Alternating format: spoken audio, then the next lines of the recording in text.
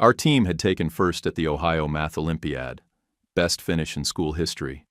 I had the trophy in the trunk. Didn't even bother to bring it inside. I knew exactly how that would go. I'm Lucas. I was 30 then, still living in Dayton, teaching math and physics at Westridge High, and tutoring on weekends to scrape together extra for bills. The Parkers, that's us, are my folks, Valerie and Dennis, my younger sister Emma and me. Emma was 26, and as usual, the center of gravity. Dinner was for Emma's big leap into marketing at some trendy startup in Cincinnati. My parents lit candles, broke out the good plates. Not even for Christmas do they pull the crystal stemware. I helped fold napkins and carve the roast. Then Emma blew in with her boyfriend Chase. Tall guy with a blinding watch and a firm handshake like he'd practiced it. Big laugh. Called my dad, Sir. Mom hugged him like he'd won something. Hope I'm not late, Emma said, setting down her bag like it was a purse commercial. Chase held her chair out like a waiter at a five-star spot. I waited for a lull and said, Hey, my team won the regional math meet today. One of my students solved a proof that stumped the judges. Mom looked up from pouring wine. Oh, that's nice, honey, she said, like I'd just mentioned it might rain tomorrow. Emma, tell us about the brand partners again. You said they sent you samples? Quick note. Before listening, share in the comments which city or country you're watching from. And let's continue. Chase jumped in. It's wild. Emma was pivotal. This client's a huge lifestyle name. They're sending products weekly now, like top-shelf stuff. Her influence is moving the needle. Dad leaned in like the president was giving a briefing. You're in a very dynamic space, Em. Very dynamic, I tried again. I'm up for senior teacher. There's a grant tied to it. Could fund a robotics lab next year. Nobody flinched. Not a single follow-up. They just passed the green beans. We made it to dessert. Tiramisu from a bakery I knew Emma liked. And that's when Mom turned to me. Lucas, you should really learn from your sister. She has drive. She's going places. Emma just smiled into her wine like the lighting hit her just right. It wasn't the words that got me. It was how practiced it felt. Like someone had typed it in the family group chat ahead of time and everyone remembered their lines. I started clearing plates. Dad chuckled as I passed him. Buddy, not everyone's built for the big leagues. That same line since I was 12, always with the same slap on the back that meant, good effort, sport. Back in the car, I checked my phone. My principal had texted. They were putting the math team's win in the school newsletter. I locked the screen and sat for a second. The windows of the house glowed behind me like it was a stage play, and I'd just walked off set. Again. On the drive home, I couldn't stop running the numbers in my head. 3 months ago, I'd covered their HOA dues. $310. Then the property tax bill, over $5,000, just for a bit, Dad said. And Emma's car payment in January because she had a weird banking issue, plus 2 minimum payments on her credit cards, one for groceries, one for emergency expenses. I told myself that's what family does, that I was stable enough to carry the slack. But later that night, I opened my banking app and just stared at it. I was going broke so other people could play rich. 2 weeks later, I was sitting in my classroom during lunch, grading physics labs with half a sandwich in my mouth, when Nolan, one of my seniors, came in like he always did, fast, loud, zero filter. Yo, Mr. Parker, didn't know your family was vacationing in paradise. I looked up. He had his phone angled toward me. There it was, my parents, Emma and Chase, standing in front of a turquoise ocean, holding drinks with flowers in them. The caption said, Family Time in Maui. I blinked, wiped my hand on a napkin, and took the phone from him. There were 5 or 6 more photos in the carousel. One of them had Dad wearing a white linen shirt, trying to look casual, while holding up a glass like he was giving a toast. Emma was smiling behind him, sunglasses tilted just right. In another, Chase was behind the wheel of an open-top Jeep, grinning like it was an ad for something I couldn't afford. I handed Nolan's phone back without saying anything. You didn't go? He asked, raising an eyebrow. Nope, I said, grabbing another paper off the stack. Damn, he muttered. Cold. Then he walked out. I sat there for a second, pen frozen mid-checkmark. I wasn't angry. That was the weird part. I felt nothing. No sting, no jealousy. Just this dull quiet inside me. Like someone had flipped off a switch I didn't know I had. Quick note. Before we start, share in the comments how's your day going and where you're joining from. And let's continue. I called Mom later that afternoon, sitting in my car in the school lot. She answered on the third ring, sounding breezy, relaxed. "Oh, hi, sweetie. Everything okay?" "I just saw the photos," I said. "From Maui." She didn't miss a beat. "We didn't think you could get away from your classes." Emma really needed a break. She's been under so much stress. Not even a pause. "No. Wish you were here." "No. We meant to invite you." Just clean, like it had already been justified and filed away. "Got it," I said. "Don't take it the wrong way," she added. "We knew you'd be buried in school stuff." And Emma needed to decompress. I hung up before I said something I couldn't take back. An hour later, Emma texted me. "Sorry, assumed you were buried with school. It was last minute." Don't be mad I wasn't mad. Just tired. I scrolled through more of their posts that night while heating up leftover pasta. One of them showed Chase shirtless on the sand, flexing next to some ridiculous quote about hard work and reward. Another had Emma tagged at a spa talking about recharging with family. The captions all had that forced, we're so blessed tone, like they were writing for people who didn't know them. That night I stayed late at school. Didn't even mean to. Ended up in the staff lot around 8 o'clock, packing up papers when Ray Ortiz walked by. He was heading to his car, coffee in one hand, the other buried in his jacket pocket. Ray's 58, been teaching longer than I've been alive, and doesn't bother with sugarcoating. He took one look at me and said, "They dazzle you and hand you the bill again?" I nodded. "You have no idea." "Try me," he said, leaning against the hood of my car. So I told him. I laid out everything. The HOA payments, $310 a month so they wouldn't fall behind. The property taxes, over $5,600 I'd covered in April. Emma's car note. I'd been paying it for 18 months because she didn't want to wreck her credit. And those credit card payments? Just twice, I told him. Once for groceries, once for some emergency that was so urgent, she never told me what it was. Ray let out a low whistle and shook his head. "Lucas, you're not helping. You're sponsoring. Write it all down. Every dollar. If it's family, they should be able to look it in the eye." That stuck with me. Not because it was profound, because it was true. I went home that night and opened my laptop. I pulled up old emails, bank statements, receipts. Started a spreadsheet. Townhome. HOA, $310 per month, times 14 months, $4,340. Property taxes, $5,620. Emma's car note, $385 per month for 18 months, $6,930. Credit card payments, one for $420, one for $360. Total $780, first pass. I added a notes column for when I paid them, just to keep the timeline straight, just to see it all in one place.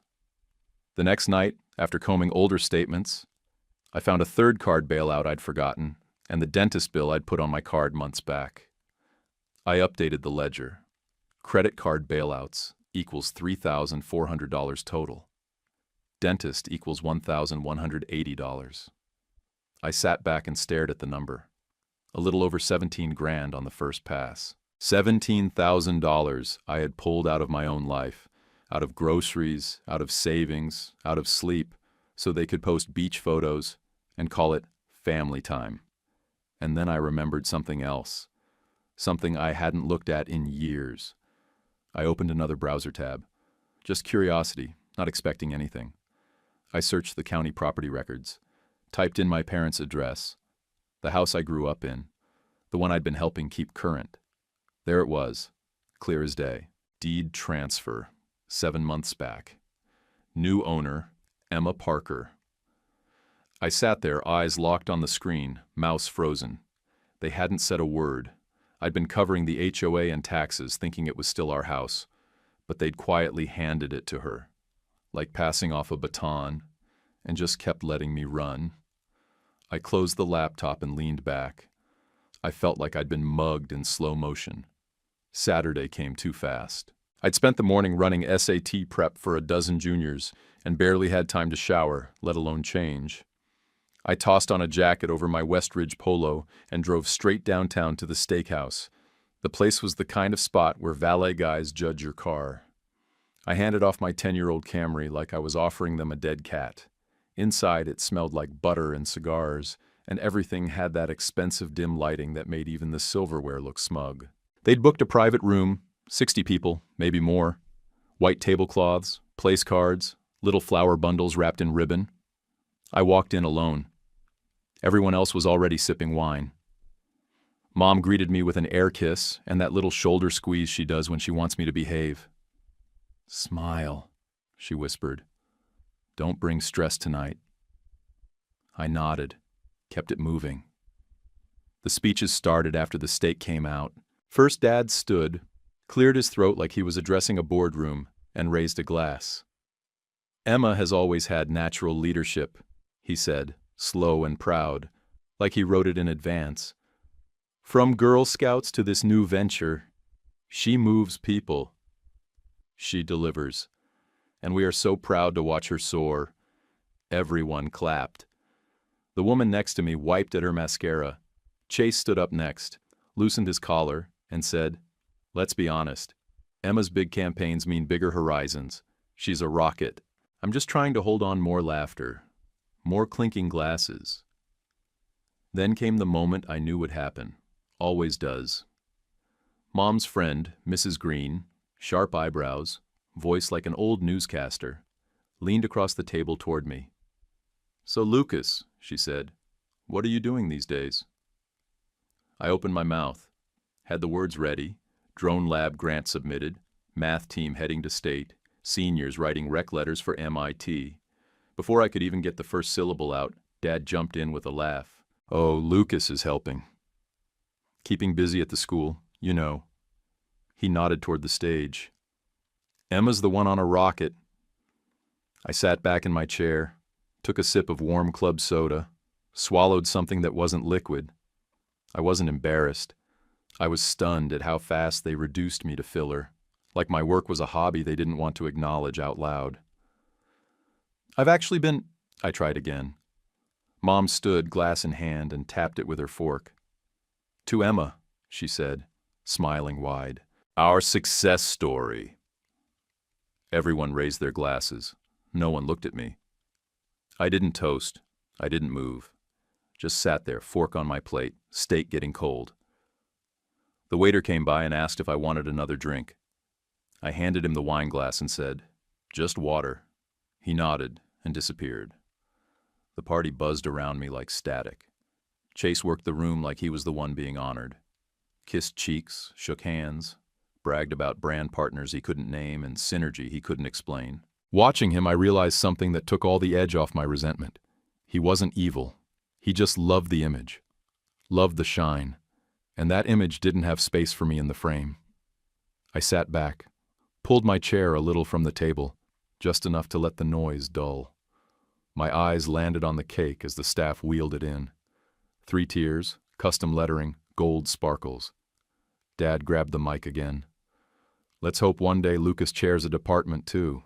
Then we'll have 2 stars in the family." People laughed. Someone patted my shoulder.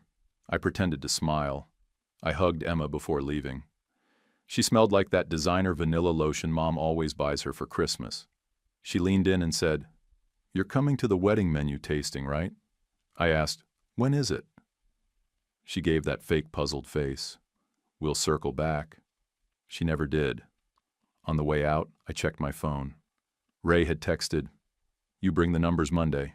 I'll bring coffee." I stepped outside and let the cold air slap my face.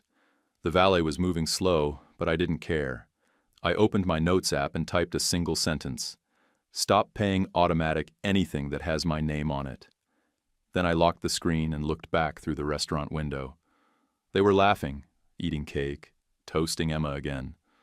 And for once, I didn't feel like trying to get back to the table. Monday morning, the teacher lounge smelled like old coffee and whatever microwave mistake someone left in the fridge over the weekend. The halls were still quiet, early enough that most people hadn't arrived yet. Ray was already there, sitting at the back table, legs stretched out, holding a styrofoam cup like it owed him rent. He didn't say anything when I walked in, just nodded and slid the calculator over to my side. It was one of those gray Casio bricks with yellowed keys, older than most of our freshmen, and somehow still more reliable than anything in the front office. I pulled out my printouts and my laptop, clicked open the spreadsheet. "All right," I said. "Here's the full bleed, updated after I combed the older statements." Ray leaned in as I started laying it out, line by line. "Townhome HOA," I said. $310 a month, 14 months straight. That's $4,340. He grunted and wrote it down. "Property taxes I fronted last April, $5,620. All in one hit." "Jesus," Ray muttered. "That could have been a new roof." "Emma's car, $385 a month, 18 months, $6,930. Ray kept his pen moving. I kept going. There were 3 emergency moments. Credit card stuff, bills she couldn't make, random overdrafts. Altogether, $3,400. He paused, looked up. "They asked? Or you offered?" "They hinted." I responded. He shook his head. Classic. I tapped the last cell in the spreadsheet. Dentist bill. Dad's card got declined, and they didn't want to reschedule. I put it on mine. 1180. Ray added it up with the kind of focus he usually saved for IEP meetings and tracking kids who needed winter coats. He tilted the page toward me. 21,470. I stared at the number. "That," Ray said, "isn't helping. That's a second household you're carrying." I didn't argue. He was right. He leaned back in his chair and sipped his coffee. "What's your income again?" 64.8 from the district. Maybe 12 grand from tutoring, if all the students stay through spring." Ray nodded. "Not bad for a public school guy. Still doesn't cover being your parents' lender and your sister's co-signer." I closed the laptop, but I didn't move. I wasn't done yet. "I applied for senior teacher," I said. "If I get it, salary jumps to $78,500, plus an $8,000 stipend to launch the drone lab." Ray let out a low whistle. "All right, now we're talking." "I'll know in a few weeks," I added. "Principal said the board likes what I submitted." Ray didn't smile, didn't high-five me. He just raised an eyebrow and said, "Whatever happens, you stop paying for a house you don't own." The deed's in Emma's name. They planned it that way, betting you'd never check. It hit hard, but not because it was cruel. Because it was the truth. That sour, dragging weight I'd been carrying turned sharp, focused, like someone had finally pulled the film off my vision and said, "Here, this is the whole picture. Look at it." I nodded. "Yeah, it's done good," Ray said. "First thing, kill the autopays, all of them. You don't owe anyone a surprise donation on the 1st of the month."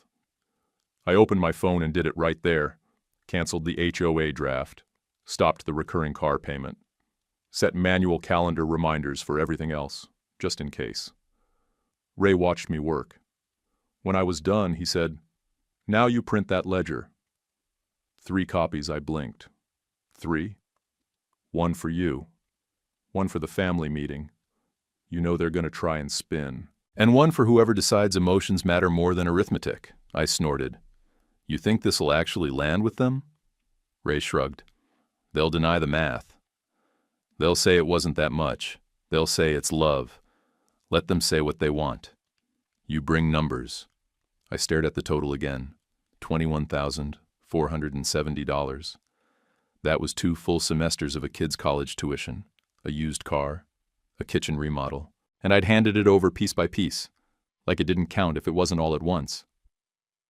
Ray stood up, stretched his back, grabbed the calculator and slid it into his bag. "One more thing," he said. "If they hit you with the family line again, you ask them whose family you are, their son or their ATM." He left me sitting there in the cold light of the break room, a copy machine humming behind me. I opened the file menu and hit print. 3 copies. Clean, clear, bulletproof. It wasn't just math anymore. It was proof. The first of the month hit like clockwork. For the first time in over a year, I did nothing. I didn't pay the HOA. I didn't send the car payment. No reminder set, no late-night transfers. I let it sit, quiet. The silence lasted 6 days. Then my phone lit up like a slot machine on day 7. First, Mom called. "No. Hello. No. How are you?" "Lucas, the HOA just emailed us. They sent a late notice," she snapped. "They're saying there's a fine if it isn't paid by Friday." I waited a beat, then said, "I saw that. Let's sit down this weekend. Saturday dinner. We'll talk through who pays what. I'll bring some numbers." There was this pause, not long, just enough for her temperature to spike. Then, "No need to get dramatic. Just restart the drafts. We'll figure things out like we always do. Saturday," I repeated and hung up. 5 minutes later, Dad texted, "Heads up, car note bounced. Emma can't have a missed payment before the loan refinance. Fix this." I didn't answer. Instead, I opened my email. Sitting right at the top was a message from the district office. Subject: Senior teacher appointment, confirmation letter attached. I opened the PDF. It was real. Starting June 1st, my new salary would be $78,500. The $8,000 robotics grant was approved. I read it twice just to make sure it wasn't some pre-approval tease. I walked down the hall and found Ray, who was reorganizing a shelf of donated calculators. "They gave it to me," I said. He turned, squinting. "The job?" I nodded. He smiled, then shook his head like he'd been waiting for it. "You finally get what you earned, and now you better not spend it on making your parents' ledger look prettier." "I won't," I said. "That part's done." He raised his coffee like a toast and went back to sorting batteries. The next call came later that night. Emma. She started sweet, like she was selling Girl Scout cookies. "Hey, I just wanted to clear the air. Things got a little tense, but I know we're all under pressure." I leaned back on the couch, staring at the ceiling.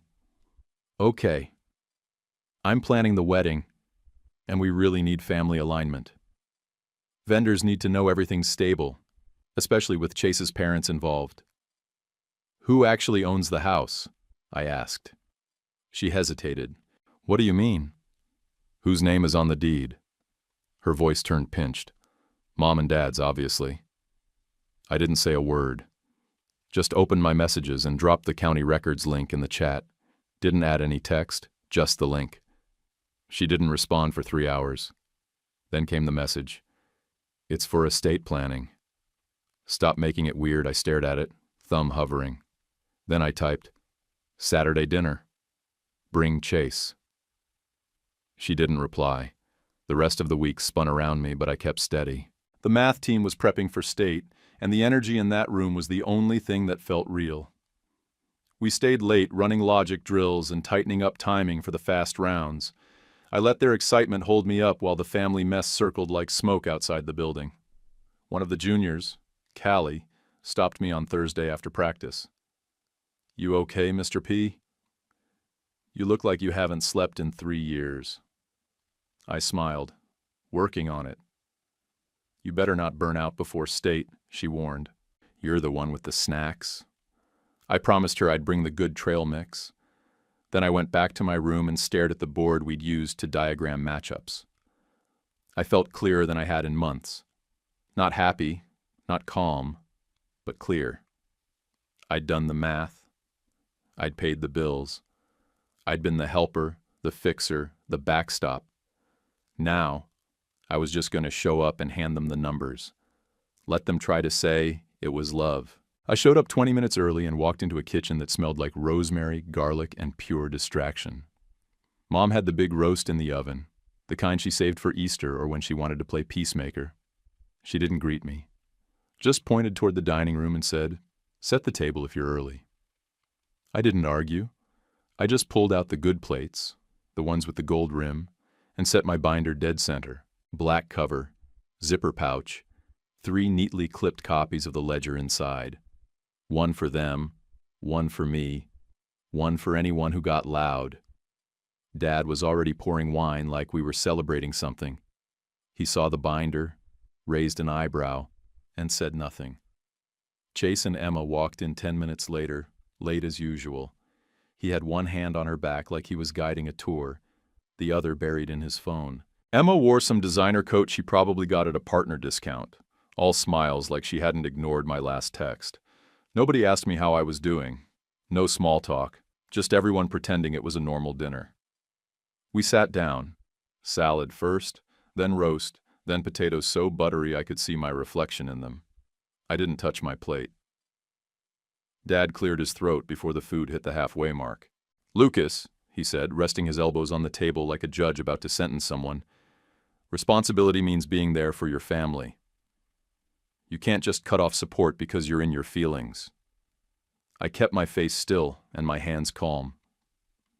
"Good. Let's define support." I unzipped the binder, pulled out the ledgers, and slid them across the table like report cards. Everyone reached instinctively, like the truth might be something tangible they could edit if they got to it first. I opened mine and started reading. Townhome, HOA, $310 a month, 14 months, total $4,340. No one said a word. Property taxes, April last year, $5,620. Mom reached for her wine. Chase blinked fast, like he was watching a car crash in slow motion. Emma's car. I paid $385 a month. 18 months. That's $6,930. Emma's head snapped toward me. "You paid my car?" I nodded once. "Every month, on time." "You're welcome." I moved to the next line. Credit card bailouts, 3 payments, total of $3,400. One of those was a double payment so your card didn't go into collections. I watched as Emma's face started to harden. Not embarrassed, just calculating. And last, the dentist bill. Dad's card got declined. I paid it. $1,180. Dad leaned back in his chair. "That's not accurate." I flipped the next page. Bank statement. My name, my account, date and transaction ID. He didn't say anything after that. I leaned back. "That's $21,470 over 2 years. Not loans, not favors, payments, quiet ones. Ones I made so your lights stayed on and your credit didn't tank."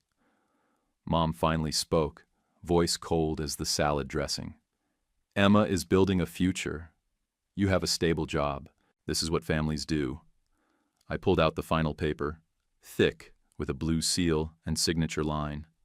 "Then explain this," I said, laying it flat. "The deed. House was transferred to Emma 7 months ago, while I was still paying your HOA and property taxes. Was that estate planning too?" The room went dead still. The only sound was the ticking of the wall clock, one of those cheap ones that used to hang in my childhood room, now relegated to the kitchen like a broken memory. Chase leaned forward, elbows on the table. "Title planning is normal, man. It's not shady. It's a way to organize things cleanly for the future." I looked at him directly. "You knew?" He hesitated. "I assumed." "Her parents said it was handled." I turned to Emma. "Did you know?" Her eyes jumped from the paper to me, then back to Mom and Dad. She didn't answer, just shook her head and kept staring at her plate. Dad finally spoke again. "We wanted to simplify things. That house will be yours someday too." "No," I said. "It's already hers. The paperwork says it. The state says it. That makes it simple." I stood, slow and steady. It's Emma's house. She pays Emma's bills. I'm done. Mom's face didn't move, but her voice cut sharp. You'll never be as good as your sister. I'd heard it before. Maybe not in those exact words, but always in tone. Always in comparison. I slid my copy of the ledger back into the binder, zipped it closed. Then ask your good daughter to pay her good bills. I turned to Chase as I picked up the binder. Vendors like transparency. I suggest you budget for HOA liens. I didn't yell, didn't slam a door. I walked out calm, the way someone does when they've already packed their stuff in the trunk. 2 days after the dinner, Emma called. I almost didn't answer, but something in me wanted to hear how fast the ground would shift once the bills hit. Her voice came through shaky, like she'd been crying or pretending to. The HOA sent me something, she said. A formal notice. My name's on it. It says I owe for last month, plus a late fee.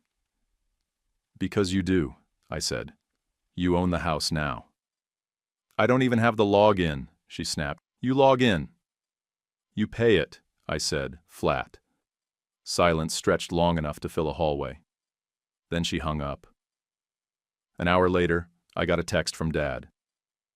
Your behavior is unacceptable. This kind of disrespect has consequences. I hit archive without replying. I'd spent too long reacting to people who only noticed me when they needed something. That part of me was retired. The next day, Ray caught me in the hallway. He was holding a coffee in one hand, his reading glasses in the other. So, your mom called the school. I stared at him. Seriously? Yep. Left a message with the front office. Asked if I could talk to you. Said she wanted help getting through to you. What did you tell her? He didn't blink. Told her to stop calling staff. You're an adult. Handle your own family. I exhaled slow. Thanks. He nodded and said, You good? I'm getting there. The car payment missed its second cycle that week. I didn't say a word, but I got another text from Emma. Lender tacked on a late fee. Chase's parents were going to co-sign the refinance, but now they're pulling back. They want proof of stability. I didn't reply. She'd find out soon enough that stability isn't inherited. It's built. That Friday, the drone kits showed up. 8 boxes stacked high outside my classroom door, each one stamped with the robotics grant number I'd fought to get. I didn't open them at first. I let the kids do it. They tore the tape, pulled out hardware bags and instruction manuals, holding up circuit boards like they were magic keys. One of them shouted, "This is better than Christmas." Another kid, shy one named Aiden, just grinned and touched every piece like it might break if he wasn't careful. I stood off to the side and watched it happen. Didn't insert myself, didn't pose for a photo. Just watched. That same month we took state, the math team. They did it, clean win, no ties. 5 kids holding a trophy that was almost bigger than Nolan, our team captain. I snapped a photo right after the awards, sent it to the family group chat, captioned it, "State champs." 3 minutes later, Mom sent a thumbs up emoji. That was it. No call, no "proud of you," not even a sentence. I sat on that for half a day, then started applying out. Nothing big, nothing dramatic, just a few quiet resumes to charter networks down south. One of them, Triangle STEM in Raleigh, emailed me back 2 days after sitting in on a Zoom class I let them observe. Said they liked my energy, liked the drone program, asked if I was open to relocation. I didn't say yes, I didn't say no. Later that week, Evan, a guy I went to college with, texted me out of nowhere.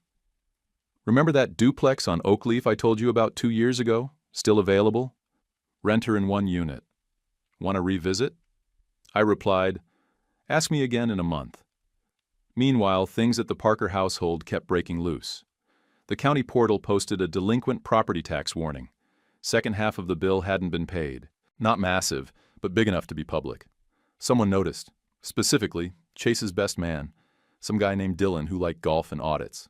I heard through the grapevine he'd asked why Emma's name was tied to a delinquency notice on the house. That made it back to Chase's parents. Apparently their wedding gift was conditional on financial hygiene. Too bad no one had washed their hands. At night, I slept.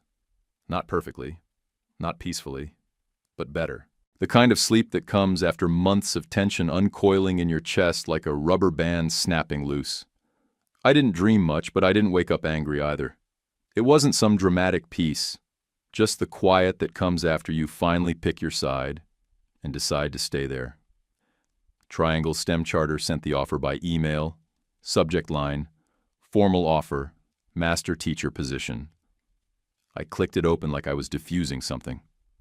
92,000 base salary, 35,000 sign-on bonus, 7,500 in relocation if I moved by August 1st. I read it twice, then again. The next morning, I printed it out and walked it straight to Ray. He looked up from his desk, took the paper like it was a legal summons, and scanned it quick. Then he smiled. That signing bonus pays back what they took, and then some. I sat down next to him with my own printout, the original ledger. 21,470 in family support.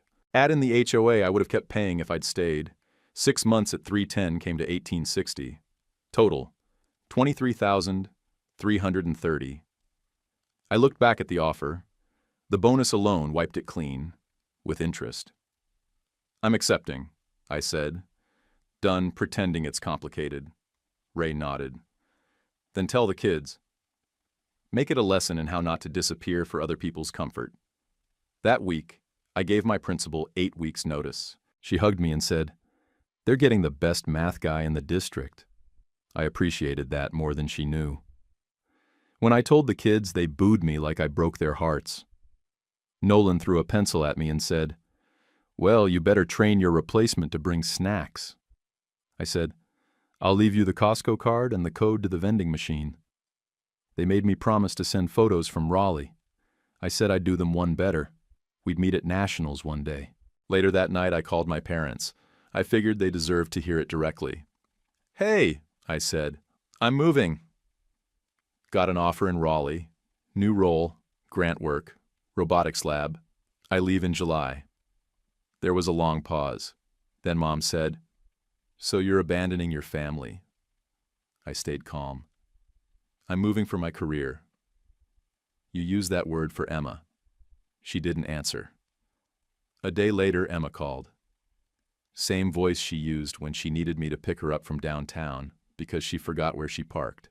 "You can't go before the wedding," she said. "It's May. Just wait till after." "I'm not part of the wedding," I said, "and I'm not planning around one I wasn't asked to plan." "You're being really cold about this," she said. "No," I told her. "I'm being clear." A week later, Chase called. Said he wanted to talk man to man. Already a red flag. "I get the tension, I really do," he said. "But we just need the HOA covered through the honeymoon. Just a couple months. It keeps the head count clean with vendors. Everyone stays calm. You know how optics work." I let him talk, waited him out. Then I said, "No." He kept going. Something about impressions and timelines. I said it again, slower. "No." Click. After the deposit hit, I took $6,300 and paid off the tail of my student loans. I'd been chipping away at it for years, every tutoring session, every late night, and now it was gone with one transfer. I sat with the screen open longer than I needed to. The rest of the bonus? I called Evan. We opened a savings account tagged specifically for that duplex. "I'll wire you my half by next week," I told him. "Damn," he said. "You weren't kidding." "Not anymore." I drafted a formal letter to the HOA. Remove me as an authorized payer. All future communication should be sent to the deed owner, Emma Parker. Please copy her and your counsel on all notices. Printed it, signed it, mailed it. No wiggle room. No confusion. Then I bought 3 moving boxes from Home Depot and started pulling my binders from the classroom shelves. Curriculum plans, grant proposals, test archives, team photos. Packing them felt like pulling nails out of a floor I'd built myself. Not painful, just loud inside, but necessary. The lien hit the county portal on a Wednesday morning. I saw it before work while checking to confirm my own address change had gone through. There it was. Notice of HOA lien, active, Non-payment. Owner listed Emma Parker. I didn't send it to anyone. I didn't need to. You know who checks those portals religiously? Wedding planners, lenders, the kind of people who use phrases like due diligence and long-term exposure. That Friday, Emma called. Her voice was raw, mascara already in motion. Chase's parents pulled the wedding gift. Their accountant found the lien. And the car note she sniffed. His mom said we need financial hygiene. I didn't fake concern. Then wash up, I said. You'll figure it out. It's your house. Your bills. She hung up without another word. The next blow landed within 24 hours. Emma tried to move the wedding date, probably to buy time or clean up paperwork. The venue wouldn't budge. They kept half the deposit. Policy, nothing personal. That's when she texted. Just one word. Seriously? I didn't respond. Not until Mom sent me a wall of texts the next day. A long, hand-wringing note about family reputations and how none of this reflects who we are. I screenshotted the deed transfer, sent it with no caption, left it at that. A couple days later, Ray caught me by the vending machines. Your dad called me again, he said. Wanted to talk about stress and misunderstandings. I raised an eyebrow. And? Ray sipped his coffee and said, told him, stop using your son's work as slack in your rope. Thanks, I said, and I meant it. I kept my head down at school after that. Not out of shame, just to finish clean. No loose ends. That weekend I made a post on LinkedIn. Simple. One photo. My new lab in Raleigh, still empty, but full of potential. Caption, excited to build something new. 2 of my old students commented within an hour. One said, you changed the way I saw myself. The other just wrote, thanks, Mr. Parker. That meant more than any toast or fake celebration I'd ever had with my family. On my last Saturday in Dayton, I took the math team out for burgers. My treat. They didn't know I was leaving for good yet. Not really. But I think they felt it. There was a weird calm in the air, like the end of a school year you're not ready for. As we were leaving, Nolan handed me a folded piece of notebook paper. I opened it in the parking lot after they'd all piled into their parents' cars. Thanks for fighting for us. I folded it and slid it into my wallet behind my driver's license. Still have it. Emma and Chase ended up doing a backyard ceremony. No vendors, no photo ops, just plastic chairs and a Bluetooth speaker from what I heard. I wasn't invited. Fine by me. The next morning I packed my Camry with my drone kits, my toolbox, and 3 moving boxes of binders and notes. Left the empty apartment keys in the mailbox and hit the highway south. Windows down. No debt that wasn't mine. The first time I swiped my keycard at the new lab in Raleigh, the door clicked open like it belonged to me. Fresh floors, clean shelves, empty tables waiting for something to happen. No history hanging in the corners. Just space and light and silence I didn't have to earn. The bonus hit my account the next day. Full amount. I stared at the number on my phone longer than I should have.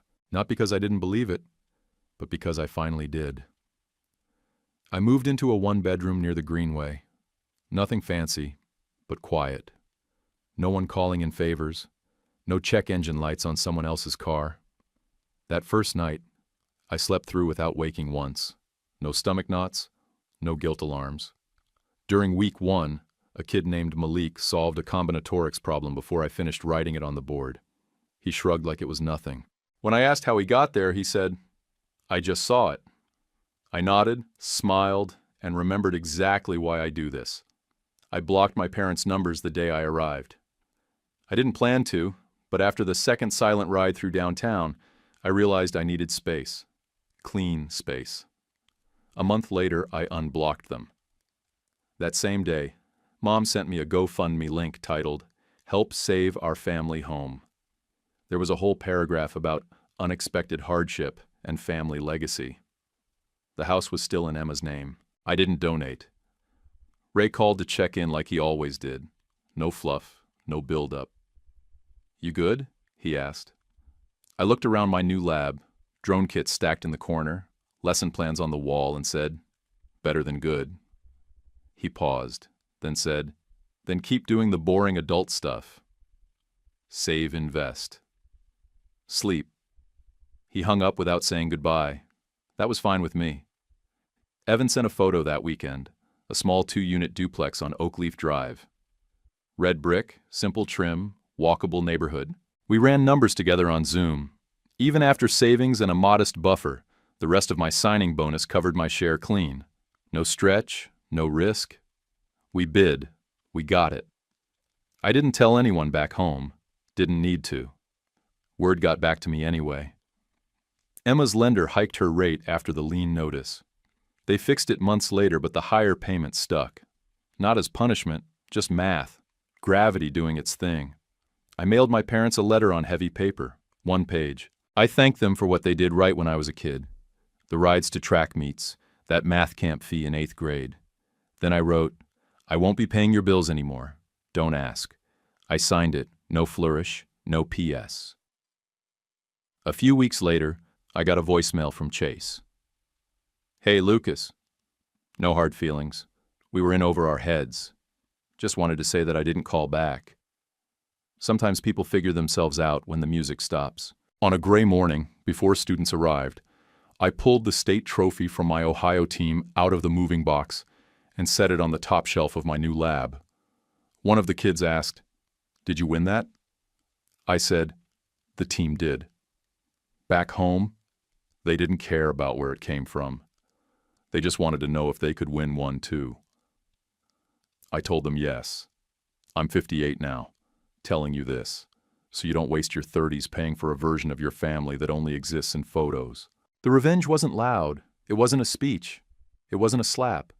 It was walking away, pulling my money and my time, letting the truth stand on its own 2 legs. That, and building a life where I'm not invisible in my own house. Have you ever stopped funding family drama to save yourself? Answer in comments, good story, or your take. If this hit, like and subscribe. 1 click helps us a lot. YouTube picked this for you. Tap it. Let's see if they guessed right.